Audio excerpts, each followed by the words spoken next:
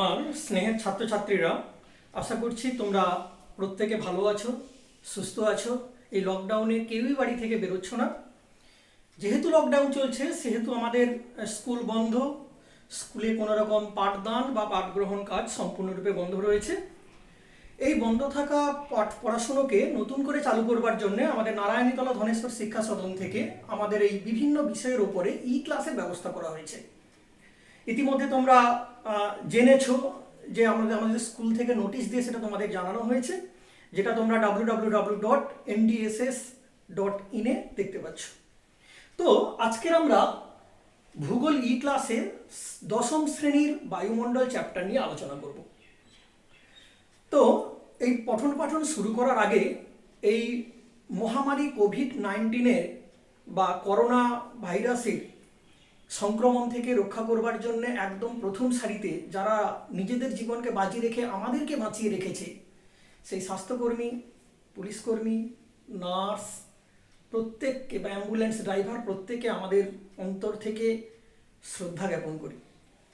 তো চলো আজকের আমরা শুরু করি আমাদের ভূগোল ক্লাস দশম শ্রেণীর অধ্যায় বায়ুমণ্ডল। এই বায়ুমণ্ডল চ্যাপ্টারটা পড়তে গেলে আমাদেরকে একদম প্রথমেই জানতে হবে যে বায়ুমণ্ডল কাকে বলে, বায়ুমণ্ডলের সংজ্ঞাটা কি। না, ভূপৃষ্ঠের ওপরে সমুদ্র সমতল থেকে প্রায় 10,000 কিমি উচ্চতা পর্যন্ত যে অংশে বিভিন্ন গ্যাস, বাষ্প, জলীয় বাষ্প, অজৈব কণা, জৈব কণা প্রভৃতি পৃথিবীকে আবরণের মতো বেষ্টন করে আছে এবং যেটা পৃথিবীর আবর্তনের সঙ্গে সঙ্গে পৃথিবীর চারিদিকে আবর্তন করছে, সেটাকেই বলছি আমরা বায়ুমণ্ডল। এই বায়ুমণ্ডলের কয়েকটা বৈশিষ্ট্য রয়েছে। তাহলে আমরা জানতে পারলাম যে বায়ুমণ্ডলটা বিস্তার হচ্ছে ভূপৃষ্ঠ থেকে প্রায় 10,000 কিলোমিটার উচ্চতা পর্যন্ত। এর বৈশিষ্ট্যগুলো কি কি? না, এই বায়ুমণ্ডলের বৈশিষ্ট্য আলোচনা করতে গেলে তাহলে আমরা ওর সংজ্ঞায় পেয়েছি যে প্রথম যে বৈশিষ্ট্য সেটা হচ্ছে তার বিস্তার। এই বিস্তারটা কত? না, এই বিস্তারটা হচ্ছে 0 থেকে 10,000 কিলোমিটার।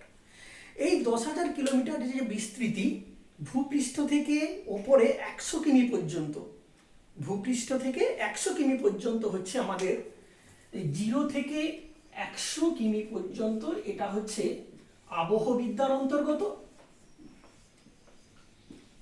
আর বাকি 100 কিমি থেকে 10,000 কিলোমিটার পর্যন্ত এটা হচ্ছে অ্যারোনমির অন্তর্গত। প্রথম যে বৈশিষ্ট্য সেটা আমরা পেয়েছি বিস্তার। এরপরে যেটা রয়েছে না, এই বায়ুমণ্ডলের 2 নম্বর যে বৈশিষ্ট্য সেটা হচ্ছে আবর্তন। না, পৃথিবী, আমরা জানি পৃথিবী নিজ অক্ষের চারিদিকে 24 ঘন্টায় অ্যাপ্রক্স ধরলে 24 ঘন্টা, না হলে পারফেক্ট হলে 23 ঘন্টা 56 মিনিট 4 সেকেন্ডে এক পাক করে নিজের চারিদিকে ঘুরছে। তাহলে এই 23 ঘন্টা 56 মিনিটে নিজের চারিদিকে ঘুরতে ঘুরতে যে কোরিওলিস বল বা ঘূর্ণন গতির সৃষ্টি হয়, তার সঙ্গে সামঞ্জস্য রক্ষা করে পৃথিবী পৃষ্ঠের ওপরের বায়ুমণ্ডলও একইভাবে আবর্তন করছে। এবারে 3 নম্বর যেটা হচ্ছে সেটা হচ্ছে ভর। বায়ুমণ্ডলের ভর বলতে কি বোঝাচ্ছে? না, বায়ুমণ্ডলের অন্তর্গত বিভিন্ন উপাদানগুলোর যে ভর। এখন পরীক্ষা করে দেখা গেছে যে বায়ুমণ্ডলের উপাদানের 97%ই ভূপৃষ্ঠ থেকে 29 কিলোমিটার উচ্চতার মধ্যে রয়েছে। আমরা জানি টোটাল বায়ুমণ্ডলের বিস্তার কিন্তু 10,000, কিন্তু ভূপৃষ্ঠ থেকে মাত্র 29 কিলোমিটার পর্যন্ত সমস্ত উপাদানগুলোর ম্যাক্সিমামটা রয়েছে 97%। এই জন্যে ভূপৃষ্ঠ থেকে 29 কিলোমিটারের মধ্যে বায়ুর ভরটা পাওয়া যায় সর্বাধিক। কেন? না, পৃথিবীর ওপরে একটা বল কাজ করে, সেই বলটাকে আমরা সাধারণত বলি মাধ্যাকর্ষণ বল।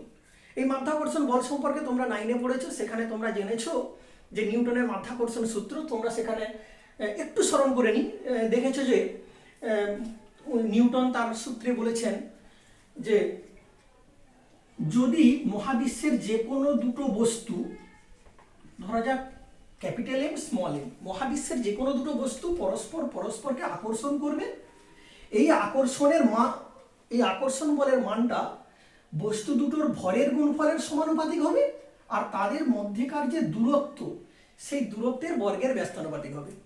তিনি একটা সূত্র দিয়েছিলেন, সেই সূত্রে মোটামুটি আমরা যেটা দেখেছিলাম, এই gravitational force equal to G M M by D square. এই জিটাকে আমরা জানি যে গ্র্যাভিটেশনাল কনস্ট্যান্ট বা ধ্রুবক। এই মহাকর্ষীয় ধ্রুবকের মানটা তোমরা জানো, এই জি এর মানটা 6.67 ইন্টু 10⁻11। যাই হোক, এগুলো আমরা ক্লাস 9-এ পড়েছি। তাহলে পৃথিবীর উপরে মাধ্যাকর্ষণ বল বেশি হওয়ার জন্যে তাহলে বায়ুমণ্ডলের যে উপাদানগুলো রয়েছে, তাহলে কাছাকাছি যে উপাদানগুলো রয়েছে সেগুলোর ভর বেশি হচ্ছে। অপেক্ষাকৃত যত দূরের দিকে যাব তত ওজন হালকা হয়ে যাবে। এবারে বায়ুমণ্ডলের আরো একটা যেটা বৈশিষ্ট্য, সেটা হচ্ছে বায়ুমণ্ডলের চাপ। বায়ুমণ্ডলের আমরা একটু আগেই দেখেছি সমস্ত উপাদানগুলো যেমন 29 কিলোমিটারের মধ্যে রয়েছে, তেমনি বায়ুমণ্ডলীয় সমস্ত চাপগুলো কিন্তু ভূপৃষ্ঠ থেকে আমরা দেখেছি 16 কিলোমিটারের মধ্যে লক্ষ্য করা যায়। ভূপৃষ্ঠ থেকে ওপরের দিকে যদি আমরা উঠতে থাকি তাহলে 16 কিলোমিটার পর্যন্ত আমরা দেখতে পাবো যে এই বায়ুমণ্ডলীয় চাপটা অস্তিত্ব লক্ষ্য করব। কিন্তু ভূপৃষ্ঠ থেকে 6 কিলোমিটারের মধ্যে, ভূপৃষ্ঠ থেকে ঊর্ধ্ব দিকে যদি আমরা 6 কিলোমিটার যাই তাহলে দেখতে পাবো সেখানে বায়ুমণ্ডলীয় চাপটা হচ্ছে সর্বাধিক। তাহলে এগুলোই মোটামুটি আমরা যেটা দেখতে পেলাম যে বায়ুমণ্ডল কাকে বলে আর বায়ুমণ্ডলের বৈশিষ্ট্যগুলো। এরপরে যেটা আমরা আলোচনা করব যে সেটা হচ্ছে যে বায়ুমণ্ডলের শ্রেণী বিভাগ।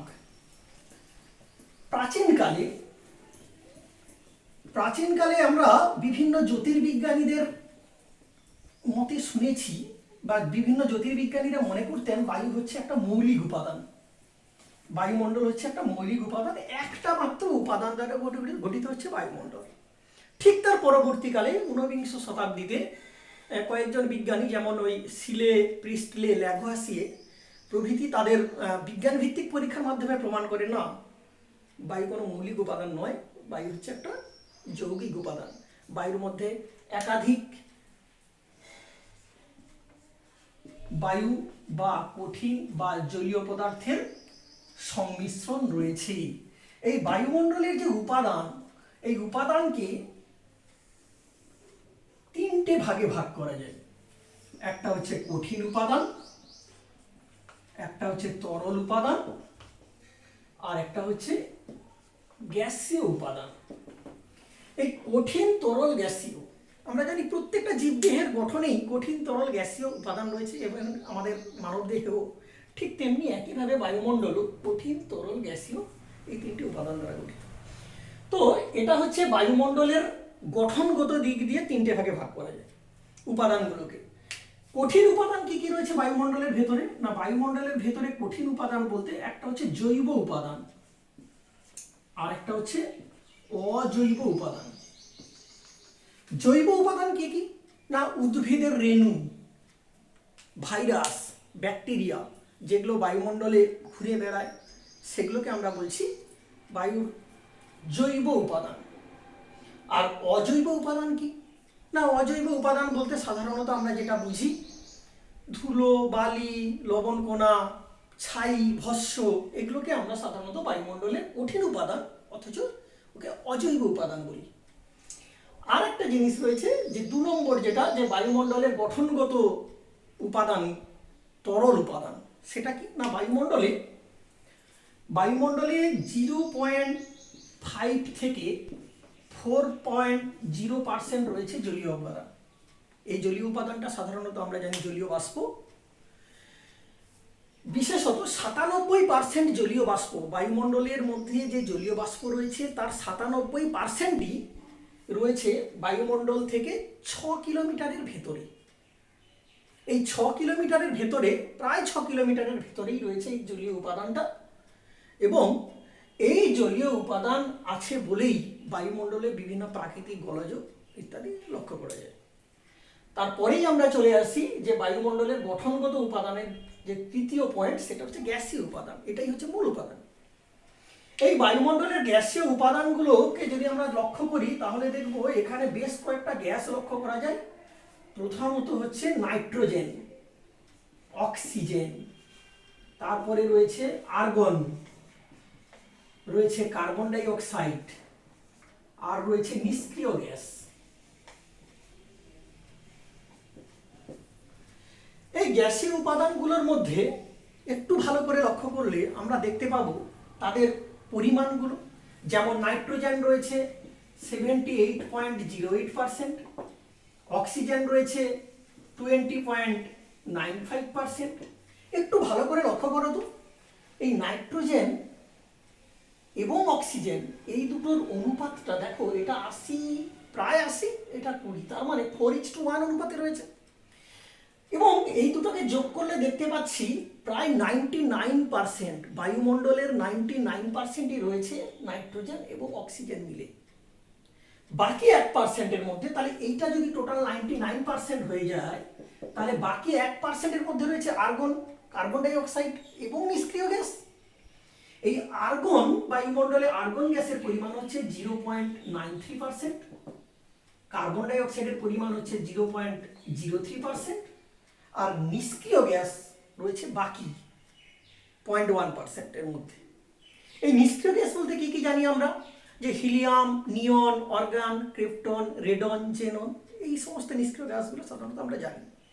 তাহলে এখানে আমরা দেখলাম যে বায়ুমণ্ডলীয় এই সমস্ত গ্যাসীয় উপাদানগুলো রয়েছে এবং তার কি কি পরিমাণ রয়েছে আমরা জানতে পারলাম, এবং কোনটা কি অনুপাতে রয়েছে সেটাও আমরা পরিষ্কার এখান থেকে বুঝে নিতে পারবো। এবারে আমরা চলে যাব যে বায়ুমণ্ডলের মূল যে গ্যাসীয় উপাদান, সেই গ্যাসীয় উপাদানগুলোর গুরুত্ব